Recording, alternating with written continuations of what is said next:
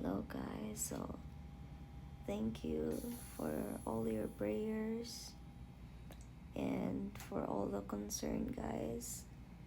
Successful po yung operation ko and I'm still recovering right now and safe na din po si baby ko.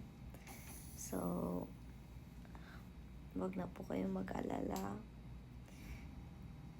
Medyo masakit lang po yung hiniwa sa akin. 3 hiwa. But, may ano naman po. May pain reliever naman po. So, wala din to. And, admit lang ako until Friday.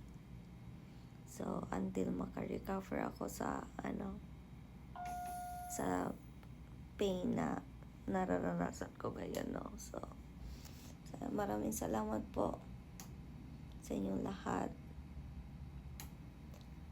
And, ito lang yung masasabi ko kung may pananalig ka talaga sa Panginoong Diyos. Never kanyang pababayaan talaga. Mas malakas siya sa kalaban guys, sa mga sinasabi niyong evil eye. Walang-wala siya sa Panginoon natin. So, maraming salamat po.